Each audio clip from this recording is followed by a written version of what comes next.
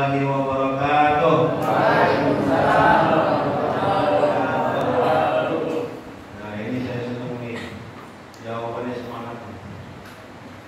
Salam itu doa. Jadi kalau kita diberikan ucapan salam, maka kita jawab dengan semangat. Kenapa? Kita didoain supaya selamat.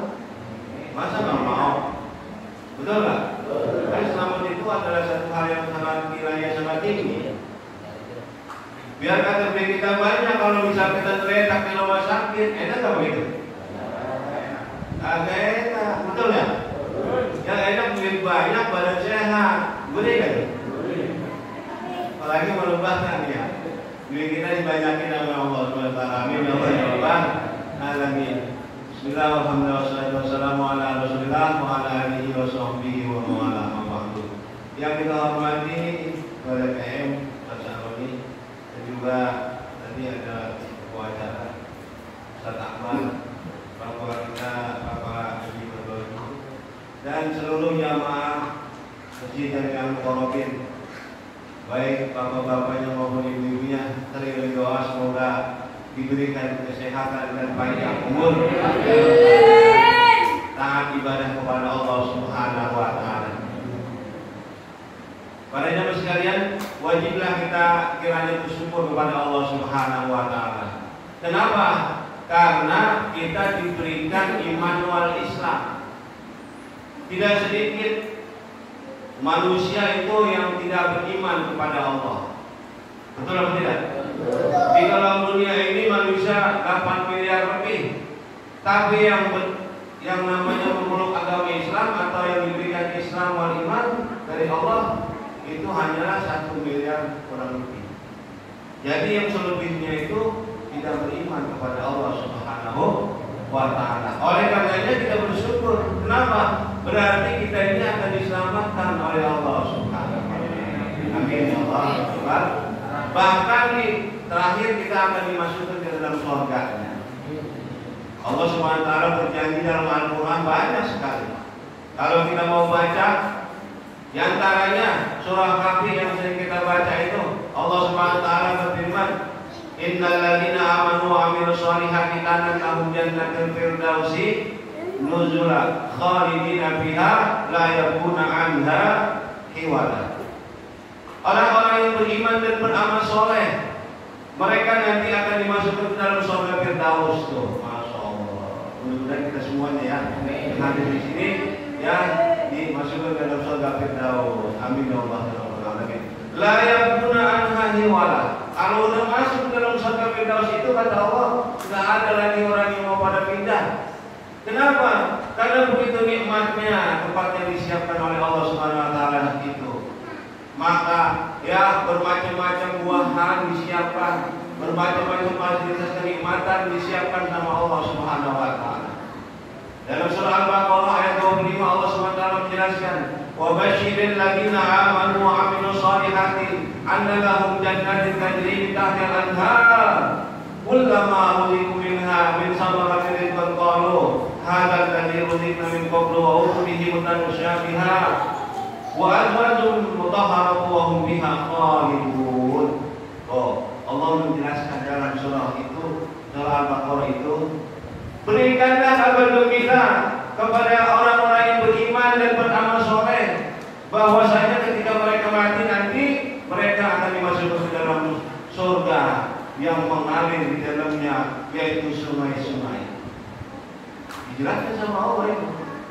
Ada 4 sungai yang di dalam surga yang mengalir ke rumah-rumah orang ahli surga nanti, termasuk kita semua ini. Ya amin ya Allah rabbal alamin. Sungai yang pertama apa? Yaitu anharu min khamrin lazzatin lisyaribin, yaitu sungai khamr yang lezat, yang nikmat diminumnya. Masya Allah. Kalau di sini khamr itu mabuk, Pak. Khamr itu minuman keras kalau di sini dan haram hukumnya. Tapi nanti di sana di dalam surga Allah siapkan ini kepada hamba-hambanya yang saleh yang taat dan beriman kepada Allah ketika hidupnya. Kemudian apa? Wa anharun min labanin musaffa, yaitu sungai susu. Tuh yang setiap kalau kita habis tarawih kita kan baca doa itu ya. Allahumma ja'alna min imani aminin. Kan gitu. Wa min labanin wa asalin musaffan syaribin. Wa min ta'amil jannati akilin. Ya Allah, jadikanlah kami ini adalah orang-orang yang ahli surga. Itu doanya setiap kita malam habis tarawih itu baca. Terhadap makanan-makanan surga kami bisa merasakan ya Allah. Dan daripada susu yang begitu nikmat kami bisa meminumnya ya Allah. Itu permohonan kita setiap habis salat tarawih. Makanya kata Allah, "Kullama nuziqu minha min samaratin rizqan qalu hadzal ladzi nuziqu min qablu wa qulubihim tasyabiha." Ketika mereka diberikan berbuah macam-macam buahan, mereka berkata, "Ya Allah, ini buah-buahan dulu ketika kami hidup, kami sudah merasakannya. Buahnya apa macam-macam, durian, ya, kemudian anggur, apel dan sebagainya." Allah SWT. Dalam surah Yasin kan sudah kita sering baca tuh, lahum fiha fakihatun wa lahum ma yad'un salamun qaulan min rabbir rahim. Tuh, itu di dalam surga Allah siapkan bermacam-macam buah. Dan apapun yang kita inginkan diberikan sama Allah Subhanahu wa taala. Ya, yaitu daripada balasan dari akibat ketika di dunianya orang itu beriman dan beramal soleh. Ini seperti ini nih. Iman percaya kepada Allah, ya, kepada Rasulullah. Kemudian dia beramal soleh, ya, seperti apa? Sholat nih kayak ini sekarang nih, puasa di siang harinya, kemudian banyakin bersedekah dan sebagainya, berbuat baik. Maka itu adalah beriman dan beramal soleh. Tuh, ya, ketika mereka masuk dalam surga diberikan macam-macam buah. Kemudian apa lagi? Wa azwajun mutahharatun wa hum fiha khalidun. Ditambahin pula bagi para suami, ya, ditambahin istri nanti sama Allah. Bangsa bidadari sebanyak 70 orang. Bidadari itu satu orang laki-laki ditambahin 70 bidadari. Subhanallah. Hah? Amin ya Allah ya Allah. Nah, kalau ibu-ibu gimana? Ibu-ibu menjadi ratunya bidadari. Oh, subhanallah. Kalau ibu-ibu wanita yang soleha, yang taat sama Allah, bakti kepada suami, akan dijadikan permaisurinya, lakinya tersebut. Jadi bidadari itu ibaratnya sebagai dayang-dayangnya. Ratunya itu ialah ibu-ibu ini nanti, yang wanita di dunia ketika hidupnya sangat kepada Allah dan bakti kepada suami. Subhanallah. Bu, dengerin Bu, ada dua wanita di dalam Al-Quran dijelaskan. Padahal mereka ini, wanita ini adalah istrinya para nabi. Tapi karena dia tidak taat kepada Allah dan kepada suaminya, yaitu Rasulnya, yaitu dua wanita ini dimasukkan ke dalam neraka. Siapa itu? Wanitanya atau istrinya Nabi Lut yang pertama, dan yang kedua istrinya Nabi Nuh. Ya. Dua wanita ini, dua istri ini dimasukkan ke dalam neraka oleh Allah Subhanahu wa taala. Kenapa? Karena dia tidak taat kepada Allah dan kepada suami. Nih, ibu, ya, saya pesan nih, yang apalagi mau lebaran nih, ya, di suami jangan ngomel-ngomelin mulu. Subhanallah, maafin aja dah, ya. Memang kondisinya lagi begini akibat corona, betul ya? Ekonomi jadi pada merosot. Ya, maklumin aja dah. Yang Grab juga nggak bisa narik orang, katanya PSBB. Yang pada usaha di jalanan selalu di mana, jalan baru, di jalan BKT dan sebagainya, pada nggak boleh, katanya PSBB. Seperti itu. Akhirnya nggak punya duit, ya, pada bokeh. Nah, sementara kebutuhan di rumah, ya, tidak bisa tidak, apalagi mau lebaran seperti ini. Nah, oleh karena itu apa? Kekurangan itu tolong Bu maafin aja, ya Bu ya. Suaminya jangan ngomel-ngomel tadi. Masya Allah, ya. Seperti itu. Jadi apa? Orang-orang yang beriman dan beramal soleh tentunya tadi akan dimasukkan ke dalam surga. Bahkan tadi satu orangnya, ya, suami ini yang pada taat sama Allah kepada Rasulullah ditambahin istri dari bangsa bidadari sebanyak 70 orang bidadari. Subhanallah. Jadi kalau yang sekarang istri satu berarti tambah 70 satu. Kalau yang istri dua berarti 70. Nah iya memang begitu. Yang 4 berarti 70 plus 4. Memang ada di sini yang gitu. Saya lihat dari muka-mukanya pada takut semua. Ini lebih ada. Mudah-mudahan ya doain ya kok suami yang pada belakang ini doain nih biar pada apa benar jadi harus. Ada kami cerita begini. Seorang suami, seorang laki-laki yang boleh lebih daripada satu istrinya cuma 4 orang doang. Siapa itu? Yang pertama raja, pantaslah namanya kekuasaan Indonesia ya, penguasa raja boleh. Kedua yaitu pengusaha, pengusaha yang saudagar, itu banyak yang bisa menjaga keluarganya. Betul nggak? Nah yang ketiga, ini ketiga ulama. Masuk besar kali ya. Ini ada besar ini lah bahasa sahabatnya. Gak apa-apa nih bisa. Dan keempat, ini orang nekat. Yang keempat orang nekat. Saudagar bukan, raja bukan, ustaz bukan, kiai bukan. Berani nambah. Kira-kira orang nekat. Orang laki-laki nekat ya, betul lah. Nah iya, masya Allah udah. Kalau termasuk kategori yang 3 tadi, ini masih dari juga, ya, nekat namanya. Masyaallah, kita kembali. Ini bulan puasa ini, masya Allah, hanya ada yaitu kemuliaan atau diberikan kemuliaan oleh Allah SWT. Bahkan kata Nabi begini, namun ini ibadah tuh. Tidurnya orang yang berpuasa itu ibadah. Subhanallah. Tidurnya orang yang berpuasa ibadah. Masya Allah, makanya banyak amal ini. Ya habis subuh tidur, ya zohor bangun, habis zohor tidur lagi, habis asar. Nah yang tidak banyak, ya anteng ya. Nah kalau yang ada duitnya, dia dibantu mobilnya. Bang, ini mau tidur aja, kita mau buka amal ini, masya Allah. Dan bangunnya buat Jauhkan puasa tidur dulu bisa diperhitung ini. Masyaallah. Nausa ibadah, tidurnya orang berpuasa ibadah. Kemudian apa? Wasabtu tasbihun, diamnya aja dinilai ibadah sama Allah. Begitu mulianya ya bulan Ramadan ini. Ya orang-orang yang berpuasa betul-betul dia muliakan sama Allah.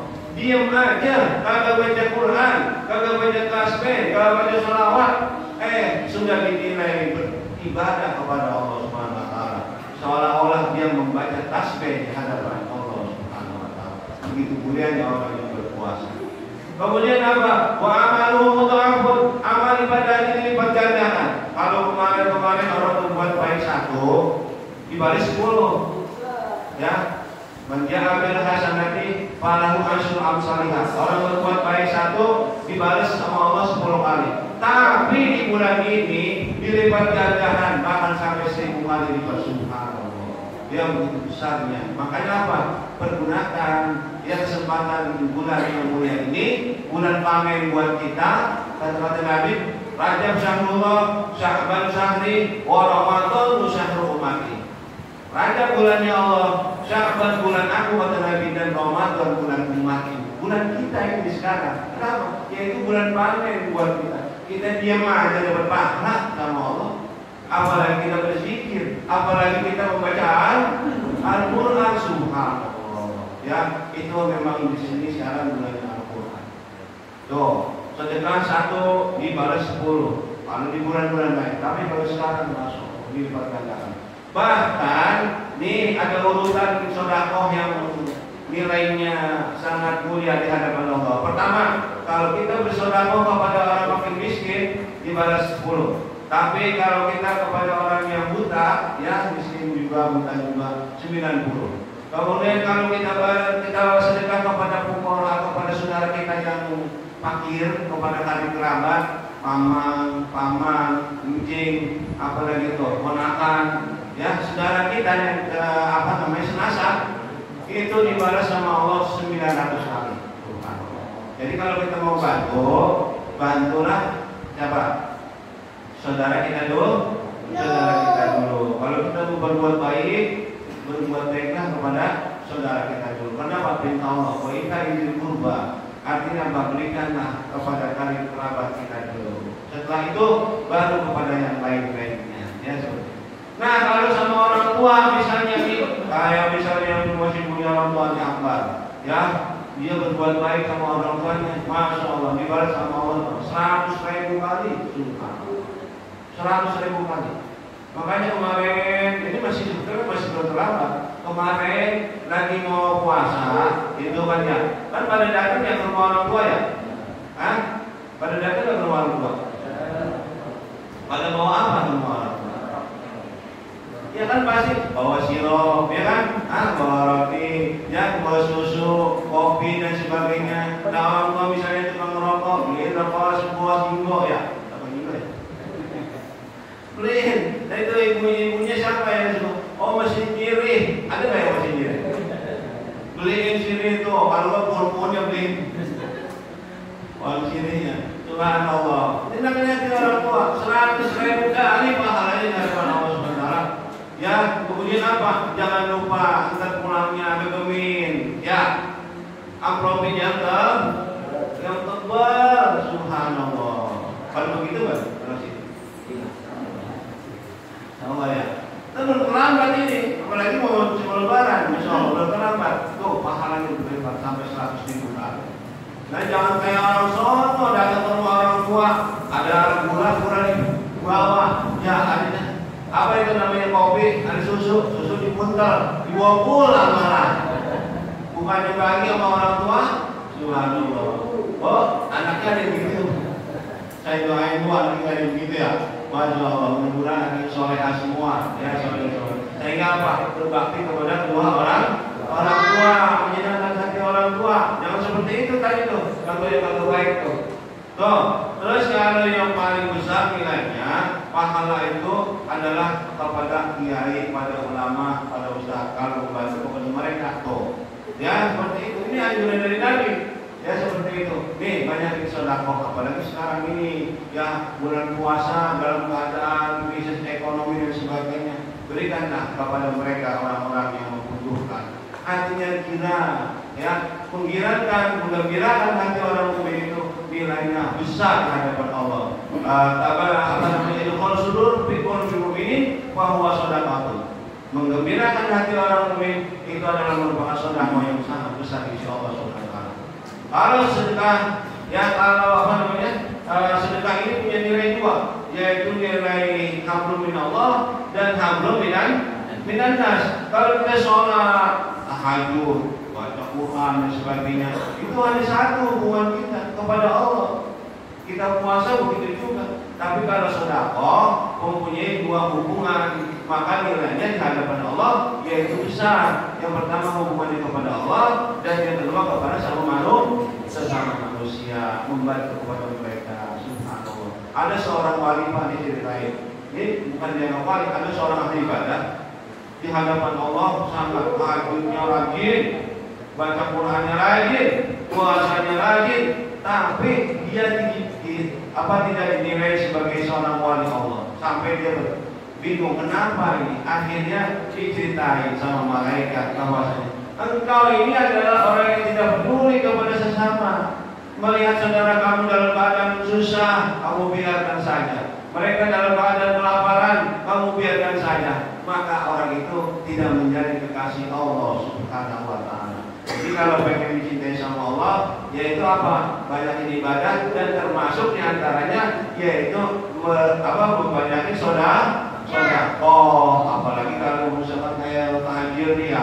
Di sini suka ada tahajud ya, Pak ya. Dia berikan tuh ini buat orang yang berbuka puasa itu, masya Allah diselamatin sama Allah dari sentuhan api neraka seperti ini. Masya Allah, rahimahullah. Barangkali saya tidak berbanyak lagi, yaitu intinya adalah mari kita pergunakan bulan suci Ramadan ini dengan semaksimal mungkin, karena kita tidak tahu apakah di tahun berikutnya nanti ya kita masih bisa bertemu. Oleh karena itu mari kita pergunakan bulan suci Ramadan ini dengan sebaik-baiknya, dengan kita mendekatkan diri kepada Allah, memperbanyak Al-Quran, karena memang saatnya ini, momennya ini, yaitu bulan diturunkannya Al-Quran.